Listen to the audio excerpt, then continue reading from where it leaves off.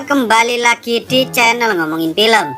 Kali ini kita akan melanjutkan alur cerita dari film Squid Game Part 2. Dan video ini akan menjadi part terakhir dari alur cerita film series Squid Game.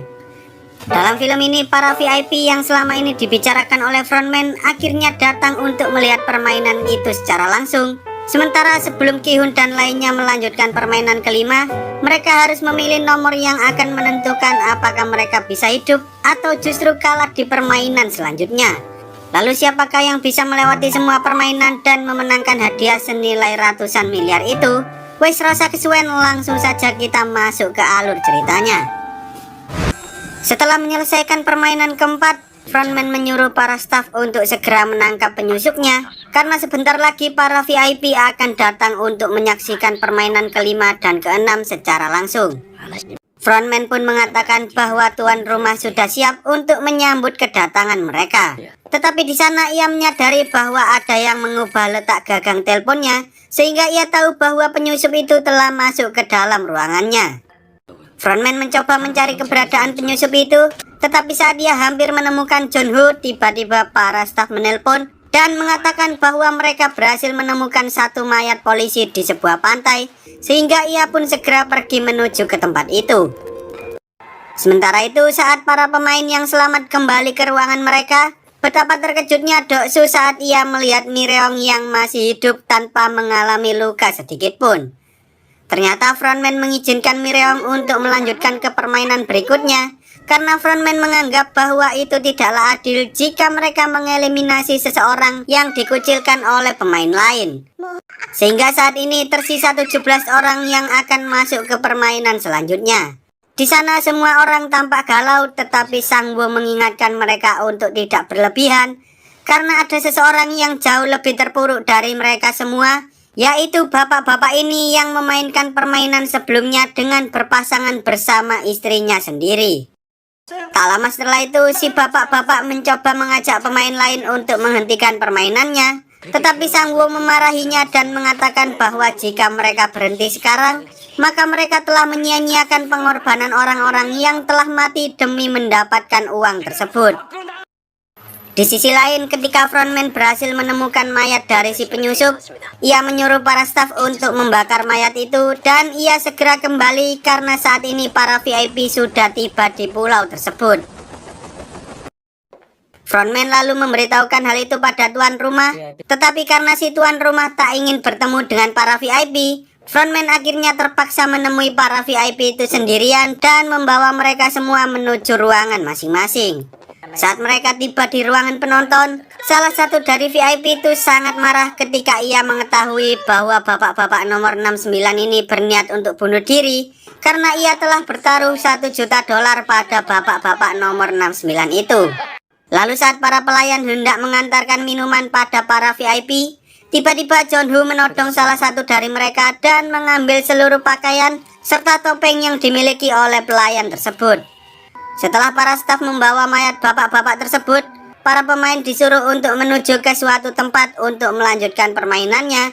Dan ketika mereka tiba di sana, para pemain disuruh memilih antara nomor 1 hingga nomor 16. Awalnya mereka semua ragu-ragu dalam memilih nomor tersebut, namun pada akhirnya mereka saling berebut untuk mendapatkan nomor yang mereka inginkan. Karena Ki-hun terlalu banyak mikir, ia pun hanya kebagian nomor 1 dan 16, yang mana nomor tersebut merupakan nomor yang paling tidak diuntungkan sebagai nomor urut bermain. Tetapi karena ia tak bisa memilih nomor yang lain, Ki-hun akhirnya terpaksa memilih nomor 1, namun tiba-tiba salah satu pemain yang mengambil nomor 16 meminta Ki-hun untuk bertukar nomor, sehingga ia pun menurutinya. Setelah semua pemain mengambil nomor mereka, frontman kemudian memulai permainan kelima, di mana dalam permainan itu para peserta disuruh untuk melewati jembatan yang terbuat dari kaca, yang mana di setiap baris kaca itu hanya ada satu kaca yang dapat menahan beban para pemain. Mereka harus melewati jembatan itu satu persatu sesuai nomor urut yang telah dipilih, sehingga nomor 1 merupakan nomor yang paling tidak diuntungkan, sementara nomor 16 merupakan nomor yang paling beruntung dalam permainan tersebut. Lalu saat permainan dimulai, pemain nomor 1 mencoba melompat dan berhasil melewati baris pertama. Tetapi sayangnya ia justru terjatuh saat ia mencoba melompat ke kaca yang ada di baris kedua. Hal itu membuat salah satu VIP yang sebelumnya sangat marah karena setelah ia bertaruh pada nomor 69, ia kembali bertaruh pada nomor 96, tetapi ternyata ia kalah lagi. VIP itu kemudian meminta salah satu pelayan yang merupakan Junho untuk menemaninya. Dan karena ia tertarik dengan mata Junho, VIP itu pun meminta Junho untuk melepaskan topengnya. Namun Junho justru menolak hal itu dan memintanya pergi ke tempat lain agar mereka bisa berduaan. Sementara itu, setelah beberapa pemain gagal melewati jembatan tersebut, para pemain lainnya mulai ketakutan saat hendak melewati baris kaca yang ada di depannya, sehingga membuat mereka saling dorong-mendorong karena waktunya sudah hampir habis. Lalu saat tiba giliran Deoksu harus memilih salah satu baris kaca di depannya, ia justru berhenti di sana dan menyuruh pemain lain untuk melewatinya karena ia tak ingin mati hanya untuk menunjukkan jalan pada para pemain lain. Melihat hal itu, Mireong yang telah menyimpan dendam pada Deoksu karena ia telah berkhianat di permainan tarik tambang, akhirnya memutuskan untuk bunuh diri bersama-sama Deoksu. Di sisi lain, saat si VIP sedang berduaan dengan Junho di kamarnya, ia pun suka padanya dan menyuruh Junho untuk menghiburnya. Tetapi Junho justru melakukan jurus cakar elang dan menodongnya dengan pistol sambil menyuruh si VIP itu untuk mengatakan semua yang ia ketahui tentang permainan tersebut. Karena si VIP itu tak kunjung kembali, frontman akhirnya menyuruh salah satu staf untuk mengeceknya dan ternyata si VIP itu pingsan. Sementara Junho sudah tidak ada di sana lagi. Kini hanya tersisa 4 pemain yang terdiri dari Ki-hun, Sang-woo, Se-byok, dan juga seorang pria tua bernomor urut 13 yang masih melanjutkan permainan tersebut. Saat Sang-woo hendak mendorong pria itu, ternyata si pria tua itu mengatakan bahwa ia tahu bagaimana cara membedakan kaca yang tebal dengan kaca yang rapuh karena ia telah bekerja di pabrik kaca selama 30 tahun. Dengan melihat pantulan cahaya dari kaca tersebut, mereka akhirnya mampu melewati baris kaca itu satu persatu. Namun karena para VIP itu merasa bosan jika mereka bisa melewati jembatan kaca itu dengan mudah, mereka pun protes pada frontman hingga pada akhirnya frontman memutuskan untuk mematikan lampu yang ada di sana, sehingga si pria tua itu tak bisa membedakan kaca itu lagi. Meski begitu, si pria tua mengatakan bahwa ia bisa membedakan kaca itu dari suaranya, sehingga Ki-hun memberikan salah satu kelereng yang ia simpan. Tetapi karena pria tua itu membutuhkan 2 buah benda untuk membedakan kaca tersebut, Sang-woo akhirnya terpaksa mendorong si pria tua itu karena waktunya sudah hampir habis. Setelah mereka bertiga berhasil menyelesaikan permainannya, tiba-tiba jembatan itu meledak sehingga serpian kaca yang berterbangan membuat mereka bertiga terluka. Tak lama setelah itu, para staf akhirnya menemukan jejak Junho dan mengatakan pada frontman bahwa ia pergi melalui gua bawah laut, sehingga mereka pun segera mencarinya dengan menggunakan speedboat.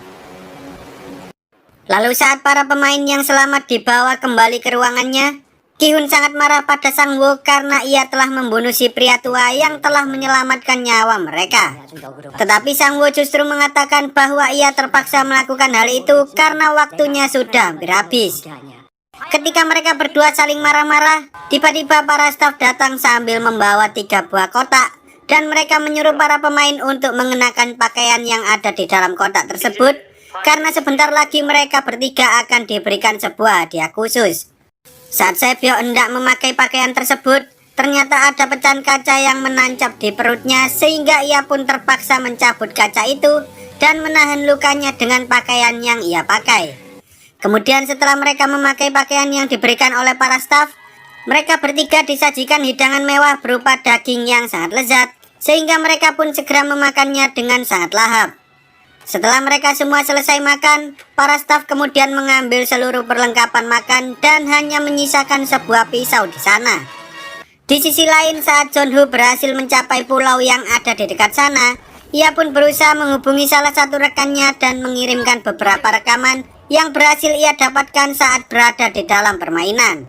Namun tanpa ia sadari, ternyata para staf berhasil menemukannya, sehingga ia pun berusaha mengancam frontman bahwa ia telah melaporkan kejadian itu pada kantor polisi. Mendengar hal itu, frontman mencoba mendekati Jeonwoo agar ia mau membicarakan tentang hal itu di ruangannya. Tetapi Jeonwoo justru menembak frontman sehingga frontman terpaksa membuka topeng miliknya. Ternyata orang yang berada di balik topeng frontman selama ini adalah In-ho, kakak laki-laki yang selama ini dicari oleh Jeonwoo di dalam pulau tersebut. In-ho mencoba mengajak Jeonwoo untuk ikut bersamanya, tetapi karena Jeonwoo menolak ajakannya, In-ho pun terpaksa menembak Jeonwoo hingga akhirnya ia terjatuh dari atas tebing tersebut. Malamnya para pemain yang tersisa tak bisa tidur dengan tenang karena mereka harus berhati-hati terhadap pemain lainnya. Ki-hun pun mulai menghampiri Sae-byok, tetapi ia tak berniat membunuhnya karena hanya Sang-woo lah satu-satunya pemain yang harus mereka waspadai. Sae-byok kemudian bertanya tentang apa yang Ki-hun lakukan jika ia mendapatkan uang tersebut. Dan Ki-hun menjawab bahwa ia akan melunasi hutangnya terlebih dahulu. Setelah itu ia akan membahagiakan ibunya karena selama ini ia telah menjadi beban keluarga dan ia juga akan berusaha menjadi ayah yang baik bagi anaknya. Setelah mendengar jawaban dari Ki-hun, Sae-byok menyuruh Ki-hun berjanji untuk saling menjaga keluarga masing-masing jika salah satu dari mereka berhasil keluar dari permainan ini. Tetapi Ki-hun justru menjawab bahwa ia ingin keluar dari sana bersama-sama dengan Sae-byok dan membagi uang yang mereka dapatkan dari permainan itu. Saat Sang-woo mulai ketiduran, Ki-hun berniat untuk membunuhnya secara diam-diam, tetapi Sae-byok justru menghentikannya karena ia tahu bahwa Ki-hun bukanlah orang yang suka membunuh orang lain demi memenangkan suatu permainan. Tak lama setelah itu, Ki-hun akhirnya menyadari bahwa Sae-byok sedang terluka parah, sehingga ia pun meminta pertolongan pada para staf yang berjaga di sana. Tetapi saat para staf itu masuk ke ruangan mereka, ternyata Sang-woo telah membunuh Sae-byok, sehingga membuat Ki-hun sangat marah dan hendak menyerangnya.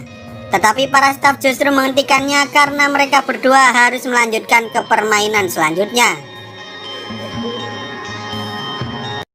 Sebelum mereka melakukan permainan terakhir, para staf menyuruh mereka untuk memilih salah satu sisi koin dan karena Ki-hun memenangkan flip koin tersebut, ia akhirnya diberikan kebebasan untuk memilih sebagai penyerang atau penjaga dan tanpa basa-basi Ki-hun pun langsung memilih sebagai penyerang. Kemudian mereka dibawa menuju ke tempat lain untuk memainkan permainan yang dulu sering mereka mainkan, yaitu permainan cumi-cumi atau biasa disebut sebagai Squid Game. Karena para VIP tak tahu tentang game tersebut, frontman pun menjelaskan bahwa Squid Game merupakan sebuah permainan yang dulu sering dimainkan oleh anak-anak sebelum game FF, PUBG, dan juga Mobile Legends menyerang. Terdapat 3 poin penting dalam permainan Squid Game, yaitu poin pertama, penyerang harus masuk ke dalam gambar cumi-cumi, kemudian melewati penjaga dan menginjak kepala cumi-cumi agar bisa memenangkan permainan itu. Lalu poin kedua, penjaga harus bisa mendorong penyerang keluar dari gambar agar bisa menang. Dan poin ketiga, jika salah satu dari mereka tak bisa melanjutkan permainan, maka pemain yang bisa bertahanlah yang akan memenangkan permainan tersebut. Saat permainan dimulai, Ki-hun langsung melakukan serangan dan berhasil melewati leher cumi-cumi dengan sangat mudah. Sehingga kini tugas Ki-hun hanya tersisa satu lagi, yaitu melewati Sang-woo agar bisa menginjak kepala cumi-cumi. Di sana Sang-woo mengatakan alasan ia membunuh Sae-byok karena ia tahu bahwa Ki-hun berniat untuk menyerah.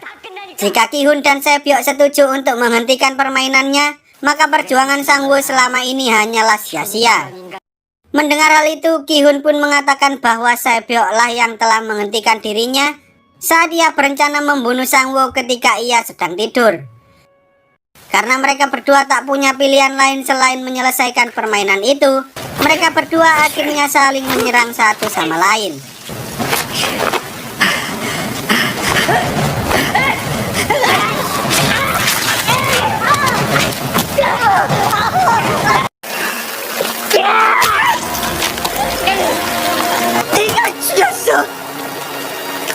Saat Ki-hun berhasil memojokkan Sang-woo, ia pun mencabut pisau yang tertancap di tangannya dan langsung menyerang Sang-woo.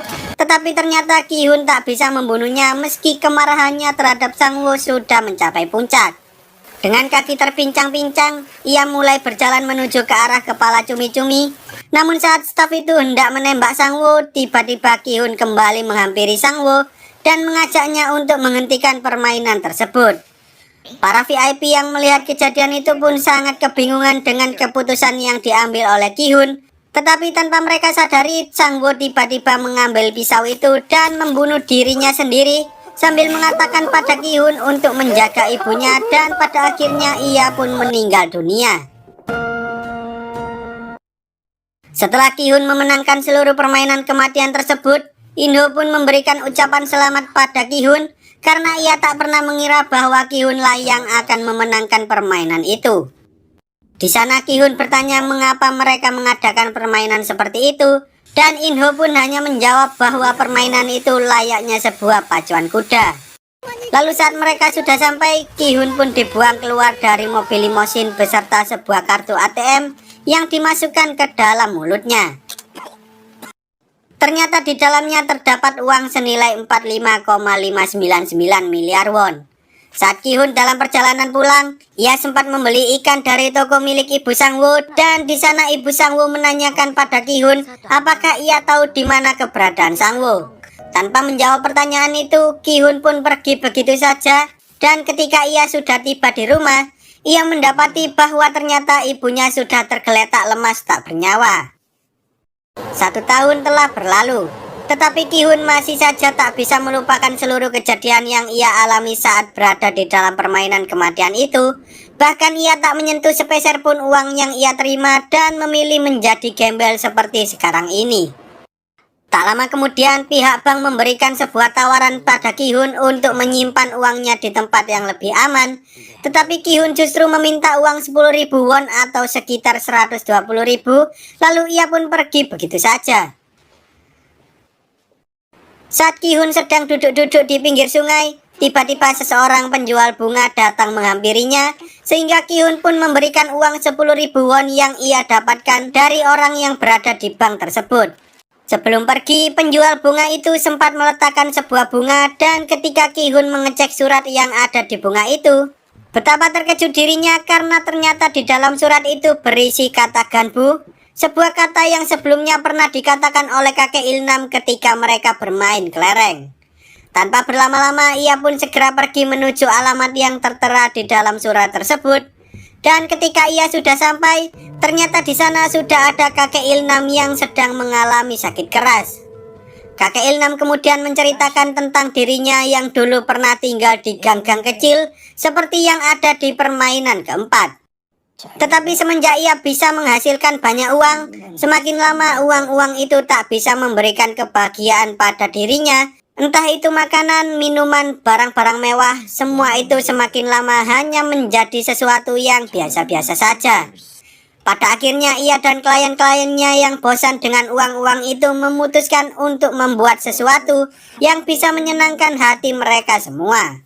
Kakek Ilnam pun berterima kasih pada Ki-hun karena berkat dirinya ia bisa merasakan kesenangan saat bermain dengan sahabatnya, dan tak lama setelah itu kakek Ilnam akhirnya meninggal dunia.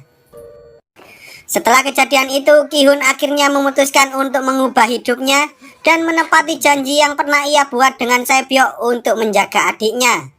Tetapi karena Ki-hun tak bisa mengurus adik Sae-byeok sendirian, ia pun menitipkannya pada Ibu Sang-woo yang merasa kesepian karena telah kehilangan anaknya. Selain itu, ia juga memberikan uang yang sangat banyak dan menuliskan sebuah surat bahwa uang itu adalah uang yang dulu pernah ia pinjam dari Sang-woo. Saat Ki-hun hendak pergi ke Amerika untuk menemui anaknya, ia tak sengaja melihat pria yang dulu pernah mengajak dirinya ikut ke dalam permainan kematian. Sehingga ia pun segera mengejarnya, namun ternyata orang itu berhasil pergi menggunakan kereta. Kemudian Ki-hun menyuruh orang yang bermain dengan pria itu untuk tidak menerima undangan tersebut, agar pria itu tak bernasib sama seperti dirinya. Sebelum menaiki pesawat yang menuju ke Amerika, Ki-hun mencoba menelpon nomor yang ada di dalam kartu nama tersebut, dan ketika frontman menjawab telepon itu, ia menyuruh Ki-hun untuk melanjutkan perjalanan menuju Amerika. Namun Ki-hun malah berbalik dan berniat untuk mencari mereka semua, lalu film pun tamat. Oke, menurut kalian gimana nih guys? Apakah film Squid Game ini akan lanjut ke season 2? Kalau menurut Mimin sih kayaknya film ini bakal lanjut, karena dari scene terakhir Ki-hun masih belum menyerah untuk mengungkap siapa saja dalang dibalik permainan Squid Game selain kakek Ilnam. Ya semoga aja produser filmnya mau membuatkan season kedua lah ya. Oke lah, sekian dulu untuk video kali ini. Semoga kalian semua terhibur. Jangan lupa untuk support channel ini dengan cara klik tombol subscribe lalu nyalakan loncengnya, agar kalian tidak ketinggalan dengan video-video terbaru dari channel ini. See you on the next video dan sampai jumpa.